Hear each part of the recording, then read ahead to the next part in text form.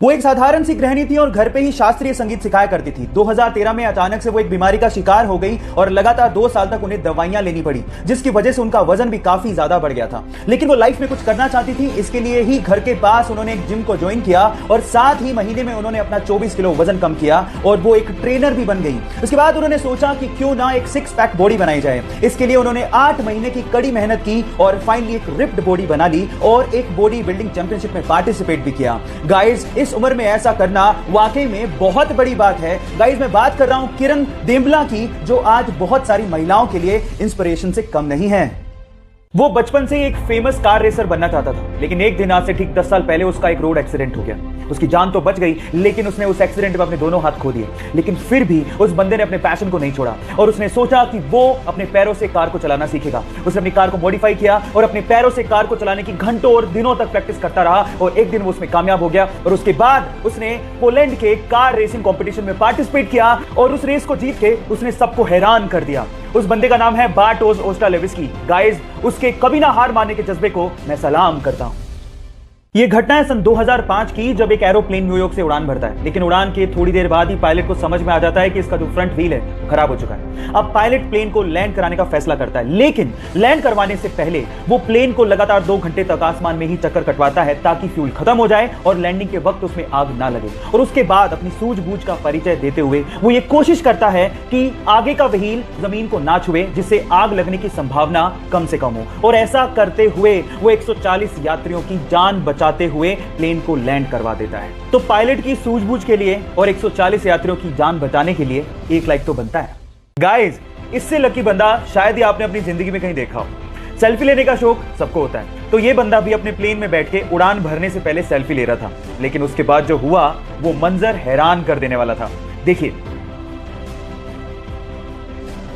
Guys, क्या आपको भी लगता है कि ये बंदा बहुत किस्मत वाला है, या इससे भी किस्मत वाला बंदा आपने कहीं देखा है? चैट सेक्शन में लिखना मत भूलिएगा।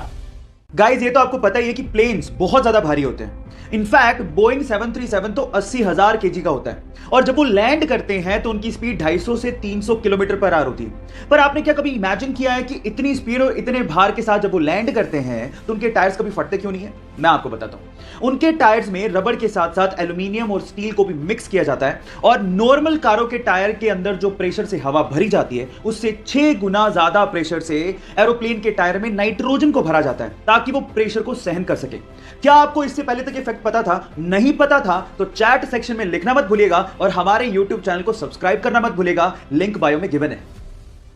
कोरोना की वजह से यूएस में कैजुअलिटीज बहुत ज्यादा बढ़ गई हैं। शायद इसी वजह से वहां की एक संसद में शांति पाठ करवाया गया और यह शांति पाठ वहां के एक भारतीय पंडित राजगोपाल थूपल ने किया। ये देखिए।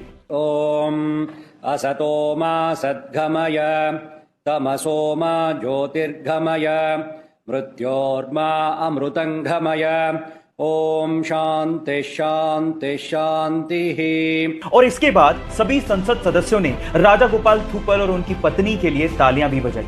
कितनी गर्व की बात है कि हमारी संस्कृति को पश्चिमी देश अपना रहे हैं, लेकिन दुख की बात यह है कि हम उसे भूलते जा रहे हैं। आप लोगों का क्या कहना है? चैट सेक्शन में लिखना मत भूलिएगा।